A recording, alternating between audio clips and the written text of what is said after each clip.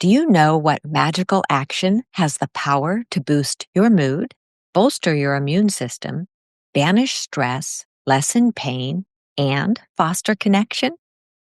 If you guessed laughter, you're on target. Research consistently shows that laughter truly is one of life's best medicines. Yet our stress-filled lives tend to leave little space for self-care and the healing power that laughter brings. And if you tend toward perfectionism or depression, getting a good dose of laughter might be the furthest thing from your mind and may be non-existent on your to-do list. But there are simple steps each one of us can take to foster more laughter and reduce stress each day. Join me and stress expert Professor Pete Alexander for a mindful exploration into the uplifting power of laughter. Today, we'll focus on this listener's real-life question. I'm a high achiever and a perfectionist, just like both my parents. Even growing up, A's were never good enough. If I got an A-, I was a disappointment. I'm nearly 40 and can't shake the need to compete with myself and others. I'm stressed 24/7 and don't sleep well. Would therapy help? And with that question as the focus of today's episode, I'm Dr. Carla Marie Manley, and this is Imperfect Love. Welcome to Imperfect Love with Dr. Carla Marie Manley, psychologist, author, and relationship expert. I'm here to help unravel mysteries and misconceptions about love, relationships, and mental health issues, plus everything in between. Love is complicated, people are imperfect, and relationships surely can be tough. Together, we'll navigate this messy, imperfect space of real life.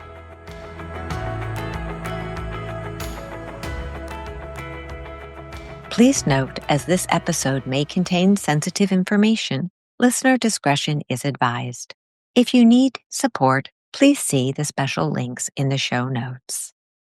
Today, I'm joined by a very special guest, Professor Pete Alexander, who will be sharing his expertise as a professor, best-selling author, and TEDx speaker who specializes in stress reduction and toxic perfectionism.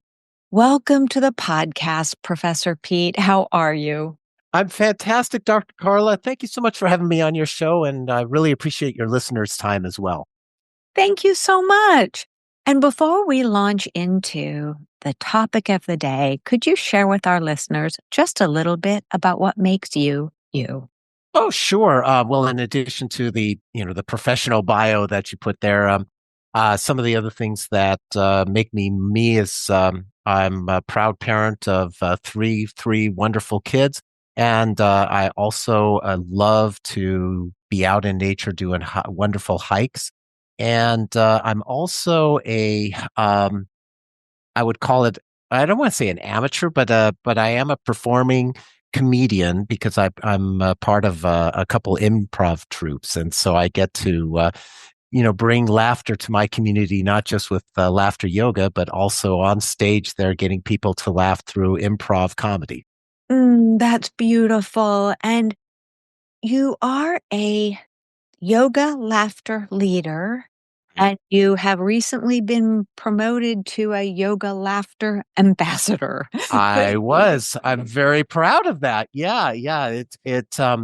I was promoted because I've persevered through, when we had to deal with COVID back several years ago, and a lot of the laughter yoga classes and clubs disappeared for a while. So I was able to persevere through that and keep mine going. And so part of the recognition for that was getting promoted as a laughter ambassador. So it's something I'm very proud of. And bringing laughter to the community is something that has been a true joy for me, something that I couldn't have dreamed of doing 10 years ago.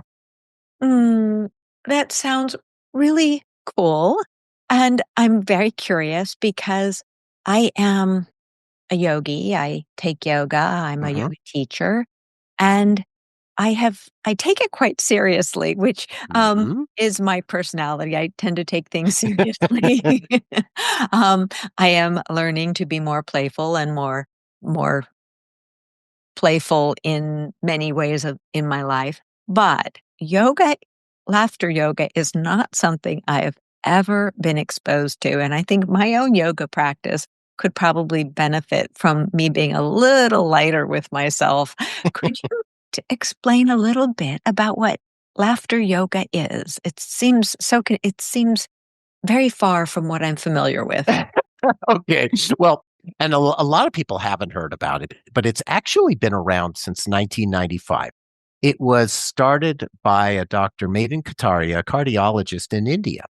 And what he discovered was that doing laughter and regular laughter, if you think about it, when we do a hearty laughter, we tend to breathe deeply after we do that laughter. And that's where the yoga comes in because it's yogic breathing. So whenever I mention to people about laughter yoga, they immediately think, "Oh, I need to bring a yoga mat." And it's like, nope. I mean, if you want to lie on the floor while we're doing these things, absolutely. But typically, what we're doing is sitting and standing. And what we do in laughter yoga, so our bodies are very, very intelligent. And when we laugh for, let's say, 5 to 6 seconds, our bodies release positive endorphins. And those positive endorphins give us these wonderful health benefits, or most commonly would be stress reduction, but a whole bunch of other things that include reducing our high blood pressure. It could be our mood in general. There's 36 clinical studies from all over the world that indicate the power of laughter in healing us. Absolutely. It is. It is. This is the crazy thing, though. As smart as our bodies are, they don't know the difference between a real and a simulated laugh. Only knows that we're laughing. So in laughter yoga, what we're doing is we're doing simulated activities that, because we're in person and looking at each other, you know how laughter is contagious. Yes. Very quickly, a simulated laugh turns into a real laugh. Mm. And so, but even if it doesn't, even if we're just doing the, let's say, forced laughter, because we do it for 5 to 6 seconds or more, automatically those positive endorphins start getting released. And so it's amazing how people, when they come to the class, I've had some people who have attended where you could see that they didn't want to be there. They were brought there by somebody else. And by the end of the class, they are just feeling so much better. And it's because if we can let go of what happens when as adults, we have all these responsibilities, and are taught that we have to have a reason to laugh. There has to be a funny video. There has to be a joke, whatever it happens to be. That's not necessary, because when we were kids, we laughed at pretty much anything. And in fact, the average person, when they were a child, laughed on average 100 times a day. That includes, a real laugh, a chuckle, a smile, giggle, whatever it happens to be. But as adults, if we get to laugh or giggle or chuckle 5 times a day, that's a lot. And so what we're trying to do is reconnect with that inner child inside of us, and to laugh just to laugh for no reason at all. That statistic, oh my goodness, from 100 down to 5. That's really no wonder so many Hmm. adults are stressed and depressed and anxious, Yep. because it is that healing power of laughter. If we can remember to embrace a childlike energy, to look for moments of joy, those glimmers, anything. I know my dog is an endless source of laughter for me. I mean, he just makes me laugh. And I could see, I was talking about it the other day. He brought in, his feet with all these muddy footprints all over the floor. And it was a moment where my husband was a little bit cross and I was just giggling. And honey, we have to lean into it. It is pretty funny. It The more you lean into life's difficult or absurd situations or mucky situations with laughter, because we can't really change sometimes what's happening, Mm. but we can change our response to it. We can. And one of the key, and I love the fact that you brought up your dog because our pets are a wonderful way for us to be reminded about living in the present Mhm. because that's what the animals do. They live in the present. They don't let themselves get stressed about the past or the future. It's only about the present. And so if we're trying to laugh off stuff, what's really fun about that is we're laughing because we're laughing in the present. We're just doing whatever the goofy thing is that we're thinking about at that moment. So it really does help us stay more present and rather than, or at least a quick little vacation or a pause in whatever worries we have that are bothering us. Absolutely. It doesn't mean our worries and challenges will go away. It's simply that laughter helps us be more resilient and get those doses of feel good neurochemicals that boost the mood, that help reduce the stress, that help reduce the cortisol in the system. Thus, we Right. heal better. Thus, our Right. immune system is better. Yep. And as you were speaking, I couldn't help but think of our listener's question talking about how school at an early age was, sounds like all A's and an A minus was not good enough. And this resonates with me. I get this. Me too. Yeah, Big time. yes. And so we can see how this is a child before they're indoctrinated, if they are indoctrinated to believe that they have to be perfect, that they have to get that A to be loved or worthy. Mm, You watch children and they're painting and or they're making a pancake out of mud, or they're bringing us breakfast in bed that's burnt to a crisp. And they're watching for our reactions. Are we meeting it with joy? Are we meeting it with delight? Or are those muddy footprints on the floor, that, messy pancake, is that a reflection of them having done something wrong? mhm. So we take in these messages, not blaming or shaming parents, and parenting is tough, that when we look at it and say, but I can see where this came from. I can see where this perfectionism came from, or this heavy stress, or this inability to engage in childlike behavior and lighten my load a little bit. We can often see where it has its roots, as this listener's question does. It shows us the roots. It started Yeah. very early in life. Yeah. And sometimes we have to come to, terms with where we are now and say, okay, this is how I was raised. Might be partly my natural set point, might be how my environment was, but I don't want to be saddled with this burden anymore. And I know I am a self admitted recovering perfectionist. I will always be working with that. It's much, much less than it used to be.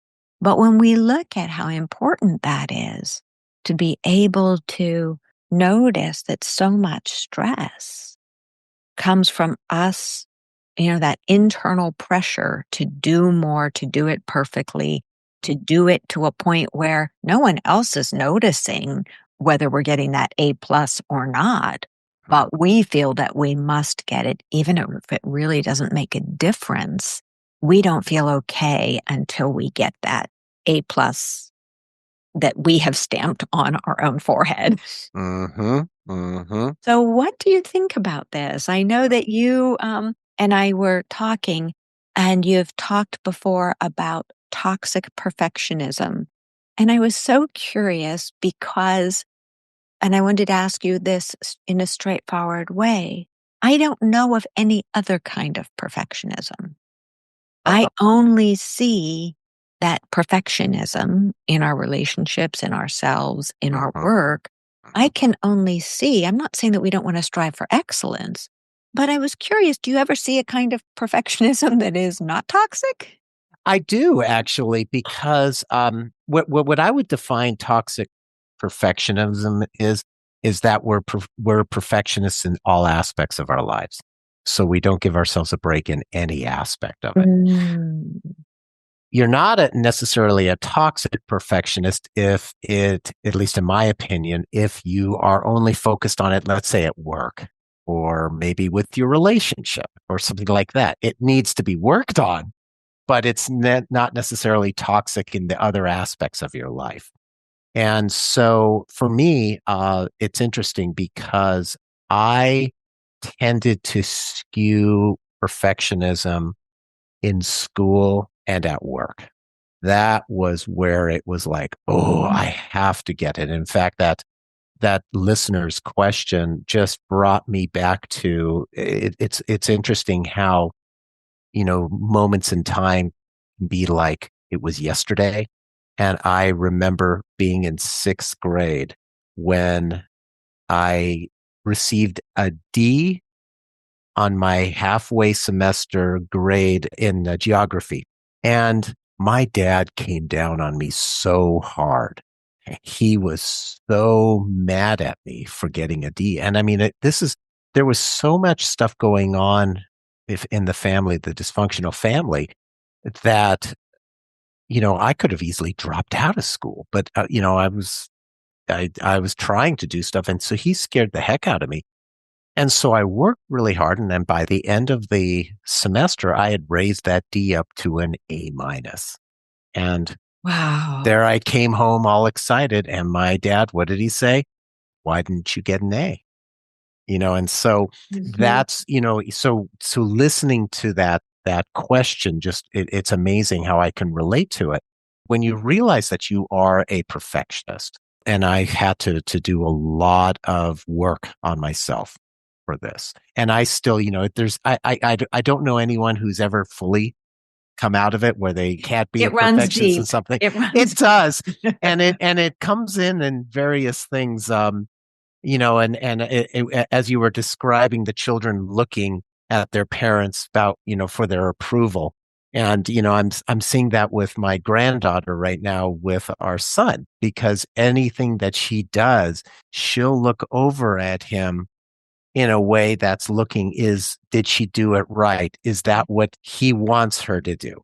So it's interesting to see it from the grandparents' perspective, because it's almost disassociated, because, in the past with the perfectionism, I'm right there in it, but now I'm getting to observe it, and that's a whole different scenario. But the thinking about how to overcome that, and trying to not be such a perfectionist in everything. Being aware of it is the first step, of course, because if you're not aware of it, you can't do anything about it. But what I have found that has been very helpful to me is I look and I think, okay, I'm stressed out about this. I'm, as you mentioned, who does it matter to other than myself? Well, and we're our own biggest critics. But what really was a big game changer for me in my perfectionism was to understand that I can't do everything perfect. Mm-hmm. There's no way. I've got to give up certain things, because there's no way. And the reason that I was okay with that was because I was making a trade. I could either try and do everything perfect, all these things that were on my work list, all these things that were on my relationship list, my family obligations, whatever it happens to be. Try and do all of those things perfect, and guess what? I'm going to fail at most of them, because it's true. It's true. So you have to pick your battles within yourself.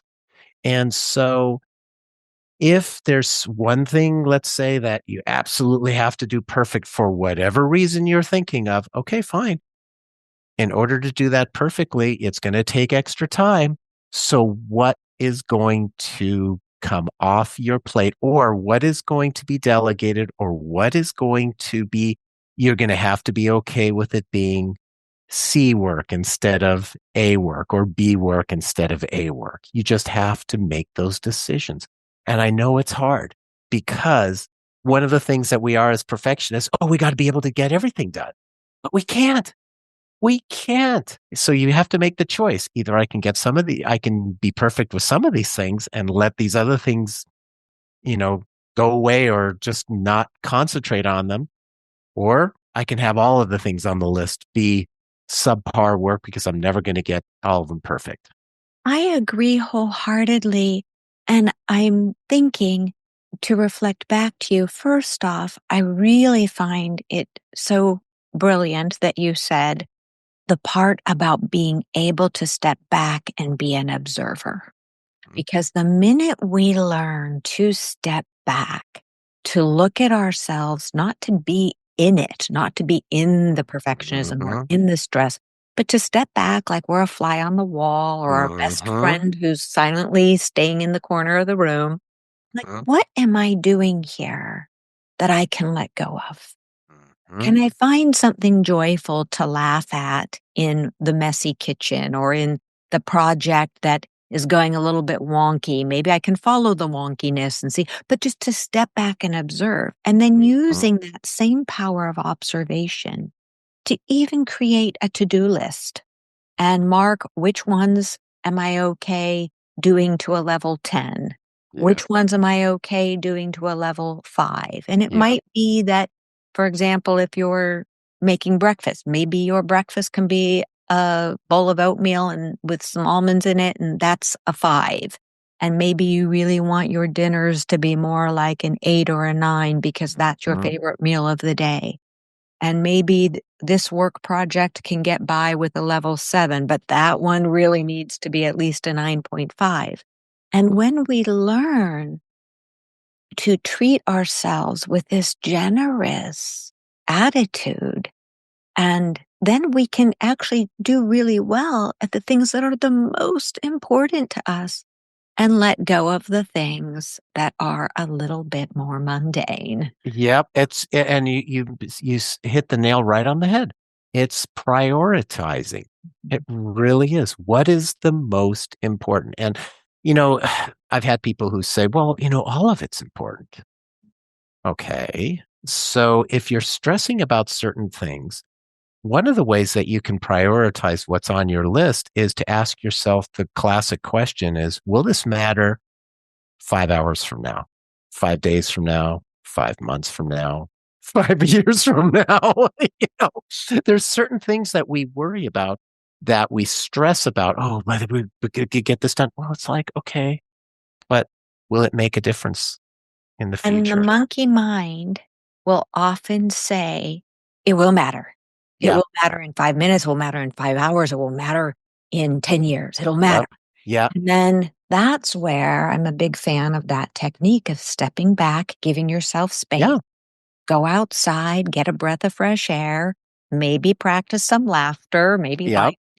talk to a friend, then Yep. come back in and look at it again. Mhm. And it might be a space, a long space of time. You might need more than that. And I want to weave back in this piece of laughter because I think if we either have a partner who tends toward laughter, or we were talking about a pet or kiddos, Mhm. where they can be stressful, but they can also induce laughter. If we learn to reframe, and this has been one of my techniques, is to learn to reframe my perfectionism into this sense of delight at the goofiness of the human mind, my Mhm. mind, where I could just Mhm. look at it and go, I'm being so goofy about this. Nobody's going to die if there's a crumb under the table. Everything is going to be Mhm. okay. If I made a punctuation error, it's not going to be the end of the world. I won't like it, but it'll be okay. And when we Mhm. start realizing that a lot of what we do, I can just speak for myself, can be pretty goofy. And when we learn to look at how perfectionism can make us a little wonky at times, but laugh at it and give ourselves grace. I'm a big believer in giving ourselves grace so that we don't feel that hammer over us that is often comes from childhood. trying to be seen, liked, loved, found worthy. And we get to start laughing at how silly that indoctrination was. Yeah. And it's interesting because going back to what we were talking about that disassociation, one of my fun things that I can do, and I always recommend it to people if they can do this, if you can visualize this in your mind. But instead of just saying fly on the wall, what I say is imagine yourself in a movie theater and you're sitting there in whatever seat is your favorite seat in the theater. And the movie is playing, and the movie is of you in whatever is a situation where you're stressing about, whether it's with somebody else, whether it's with just yourself and you're working hard, or maybe you're worried about a conversation, let's say, that you're going to have with somebody. And you look at that movie from the perspective of the theater audience, not actually physically being in there. And I ask, to the people that can imagine that, can visualize that, I say, okay, so imagine whatever that stressful situation on a scale from 1 to 10. So they might say 8. And then I say, okay, imagine yourself sitting in the theater and watching the same situation, yourself in that same situation. What's the percentage? Often it goes down to, let's say, 5. And then I say, okay, now imagine that you are in the projector room in the back of the theater and you look through the projector room and you can see yourself sitting in the chair in the theater, watching yourself up on the theater screen. Even more distance. It's exactly. So it's a double disassociation. And then now all of a sudden the scale of stress has gone down to a 1 or a 2. And when you can have the stress at a 1 or a 2, it's really not affecting you. And you can look at the situation from a different perspective and think, okay, as you said, thinking about the humorous things, you could say, well, I never noticed that the person that you're supposed to have a challenging conversation with, I never realized that they wore such ugly shirts, or something just totally off topic of what you were worried about. And it can give you that kind of laughter that lightens it in addition to disassociating from it. Because we get part of our stress when we're thinking about a stressful situation is we inevitably, as humans, whenever we're dealing with a stressful situation, we stress about all aspects of it, everything, including what we can't control. Mm-hmm. And so I always suggest to people to say, okay, if you can, do a list. One list is, okay, of whatever the stressful situation is, what is it that you can't control? Write those down. Then have a second list. What is it that you can control? And then do the best you can to go ahead and ignore the things you cannot control. Because those things, if you cannot control them, you cannot change them. You cannot do anything about it other than stress about them. And guess what? Our mindset, we only have a certain amount of mindset that we can give to all of these activities. So why waste them on the things we cannot change, the things we cannot control? And if we can mentally put those aside and then focus on the things we can control, the things we can affect change, our stress will automatically go way, way down. I agree 100%. And that is that part of using our resources for something. We only have so much energy, so much mental, physical, emotional power, that if we're wasting it on stress, it's truly like leaking gas out of a car. Oh, and instead, good analogy. yes, I often say we each get 10 gallons of gas every day. We all wake up with it. It's different quality. Some of us have high octane, some not so much. And it's not right or wrong. And if I'm using that energy into, putting it into stress or putting it into really worrying about something. No, no, no. That's all energy I'm just wasting. Instead, if I channel it, and I use this with my clients, is channel that energy, as you're saying, into what you can control and what you want to control, Mhm. which is largely going to be your mindset, your thought, Yep. your behaviors, Yep. how you're working with situations. And so I love where you're taking this. I'm going to loop it back to our listener's question. And I can see this individual probably feeling stressed. It sounds like 40 might be a marker for them, as many people. It's, 30, 40, 50, 60. There are these Mhm. markers in life that we have in our minds as being vital. And maybe there is a change that's wanting to happen sooner Mhm. rather than later. And the realization that there are these, it would be, 4 decades worth of this individual's neurobiology being hardwired toward perfectionism. And they're asking, hey, do I need therapy? What do I need to do? And as a psychotherapist myself, I know that therapy can be a huge benefit. Also, a believer in other methods of working to shift one's paradigm. Mhm. What do Mhm. you think?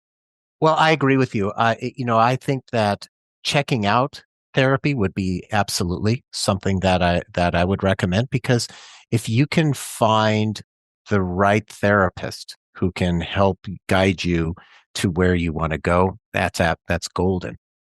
One other thing that I would suggest that has been pretty much a game changer in addition to therapy is a program called Mental and Emotional Release. I don't know if you've heard of this, Dr. Carla, but what this No, yeah, actually, so please do explain. yeah. So what MER for short is it's timeline therapy. And what happens in the timeline therapy is you're trying to determine what is the root cause Mm. of what is considered the greater problem. Now, in the case of this listener who is got the perfectionism, okay, you could say, well, the greater problem is I'm a toxic perfectionist. Well, that might not necessarily be the case. There might be something else that has caused the toxic perfectionism. Mhm. And so in mental and emotional release, what you do is you go with a practitioner, and the practitioner will guide you through, and this is something that'll take typically 4 to 6 hours. So it's an exhausting process, but 4 to 6 hours of going through, asking questions, and going and trying to determine what is that problem? What was that greater problem that is holding the person back, and trying to wipe that slate clean from the subconscious and unconscious, not the conscious mind, because our conscious mind makes up roughly 5% of our brain. And it's where our control Yes. critic is, right? And it's trying, our inner critic, I think, takes a bad rap because it's not there intentionally to hurt us. It's there to protect us. And the problem, though, is that it tries to protect us from having any kind of failure whatsoever. Mhm. And that, again, perfectionism, a fear of failure, etc. But if we can tap into our subconscious and our unconscious to figure out what is it that really is going on, and what often happens is that our subconscious that's holding this, our unconscious that's holding these memories or these perceptions of the world, if it's not serving us, it wants to get rid of it. And so MER, you could kind of say, is a kind of a tunnel to try and get rid of what it wants to get rid of. And so that's something that I found when I had MER done. It was crazy because after the session, I didn't remember what the greater problem was, but I had said what it was. I did not remember it. And it's funny because I got trained in doing this myself. And I remember the people that I did it for, a couple of them said, well, what was my greater problem? And I said, why do you want to, if you don't remember it, that's a good thing. Why on earth would you want to remember what your greater problem is? So the control freak, or the inner wants to, our conscious mind wants to know, wants to know, wants to know. And it's just, you got to let it go. If you've gotten rid of it, that's a good thing. Let it go and enjoy. And to this day, I mean, I had it done, let's see, 7 years ago. I don't remember it, but I took some huge steps forward after having that done. And it was amazing.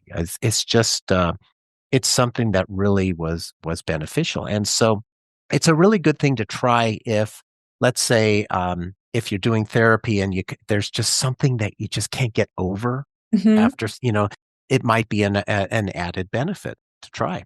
It sounds intriguing, and it reminds me a little bit of EMDR therapy, Hmm. Hmm. but in a different way, and I'm Yes. EMDR certified, so we do go to those, but it also has I see strings of it in certain parts of Jungian therapy, depth Hmm. psychology. So I have a Hmm. question for you. Sure. Uh, what do you tend to find as some of the common themes of the greater problem, the big problem? Is it worthiness? Is it acceptance? Is it lovability?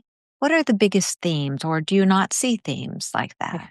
It's interesting. I would say all the three that you mentioned there, each person is different. It doesn't come down, it's not as common of a thing where you just say, okay, so some people are feeling unworthy, others are worried about, can they be successful, whatever it happens to be. There's what is interesting is that if I was to say what one of the most common ones is, has been something that a person feels guilty about Mm. in their past that they either did or didn't do. Ah, that makes sense. And That so makes this guilt kind of feels like, so, going back to toxic perfectionism, it could be where for whatever reason they knew that they didn't do something good, and the parent came down on them, and they feel guilty about that, but and it just carries. That could be one, but usually it's what I've seen most commonly is somebody trying to wanted to say something to a loved one that they never did, or they said or they either did or didn't say something to a loved one, and then that loved one passes away, something like that, where they have a lot of guilt about that. Or it could be something where maybe I remember one was a bully. There was a bully that was felt really guilty about something that he had done to somebody when they were in school. And it just, it's something where if you feel guilty about that, guilt is a very powerful, Oh. powerful emotion.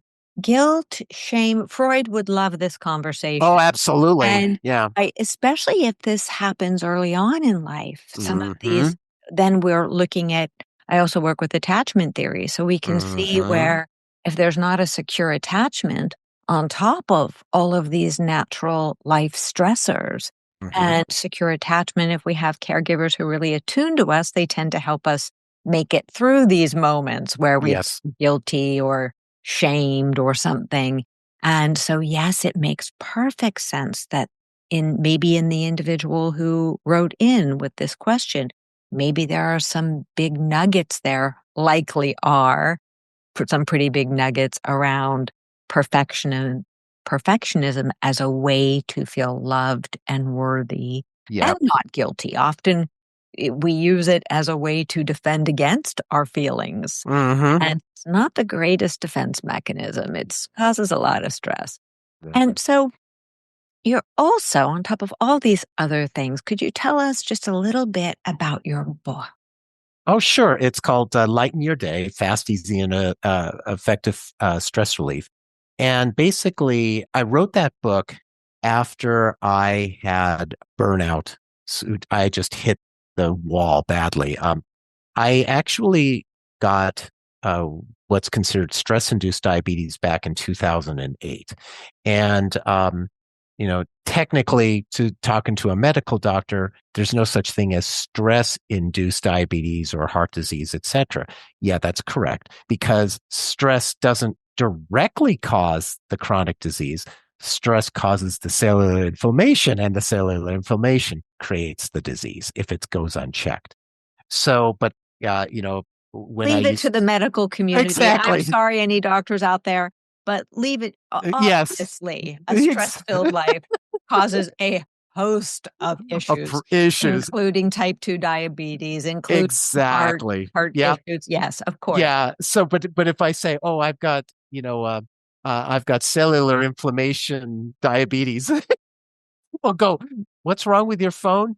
Kind of thing. But what happened is that I didn't take it seriously. I wasn't listening to my body. And for another 10 years, I ended up burning the candle at both ends until I ended up in the emergency room and an extended stay in ER 1 hour from being comatose because I had a severe case of diabetic ketoacidosis. And that basically my body was eating itself alive because of my stress, because I was so worried about a project I was working on at work, toxic perfectionist, etc. So after I had that was my wake up call, because believe it or not, I had gone back to the corporate world, and I remember this, on my third day in the ICU, I get this text from my micromanager boss. And, I was in my early 50s, and, having a micromanager boss. And this text at about 6 a.m. says, you have a webinar you need to run at 8 o'clock. What are you going to do about it? And all I had was my phone. Surprise, surprise. I didn't have my work laptop with me in the ICU. But what did I do? I started sitting there and going through and trying to reschedule this webinar. And then the nurse who was assigned to me at that time comes over, and they were checking my blood every hour. So you don't, anybody who says they got some sleep in the hospital, they're No. lying to you. You do not get sleep. So she comes over, she checks my blood, and my blood sugars that were so high when I was first in the ER, they were so high that the medical grade glucometers could not read. They just said high. And so the lab had to manually estimate what my blood sugars were. They estimated it to be 10 times higher than normal. And so my sugars had come down. It's still higher than I needed to be, but they had come down into more reasonable levels. At least we could read them. And now all of a sudden, 90-degree angle shot straight back up. And this nurse says to me, perfect stranger, basically, you realize that's what put you in this hospital bed in the first place. And that was the epiphany moment I needed, where I thought, oh my gosh, I am trading my health for my career. And that's a really bad trade. So Very bad trade. very bad trade. Very and bad so I got out of the hospital a couple days later. I had spent all that time thinking about it, went ahead, quit the job. And for the first time in my life, I started focusing on my own health. And I started trying all these different stress relief tools and techniques. Some of them worked, some of them didn't. But what I noticed was that not only did my stress go down, my blood sugars as a diabetic went down, my weight went down, and my energy level went way, way up. It was as if I had discovered the fountain of youth. And the crazy thing is, you see me now, and other than a little bit more gray hair, I actually look younger today than I did back in 2008 when I was first diagnosed with the stress-induced diabetes. That's what stress does to us. It ages us rapidly. And so my friends, former coworkers, family said, you ought to write a book about it. And so I decided to do that and did the research and everything. And so Lighten Your Day basically is a 7-letter acronym that stands for the areas of our life that really give us stress. So The L stands for our livelihood or our career. Mhm. The I stands for what I call our imagination or our conscious mind, because that's our creative area too. Then the G is your genius, your unconscious mind we were talking about earlier. H is for health, physical health, which is so critical. T is time, because time and health are our greatest assets. They really are. Absolutely. And then E is our environment. Need to make sure our environment is supportive of our efforts. And then the N is our network of relationships, both personally and professionally. So the book has all these ideas that about over 120 of them, 5 minutes or less, that you can try and give yourself a little bit more balance in your life. And the reason why most of them are 5 minutes or less is because that's the reality. Most of us are running from meeting to meeting, project, everything like this. We don't have a lot of time. So let's make a minute or two or three count.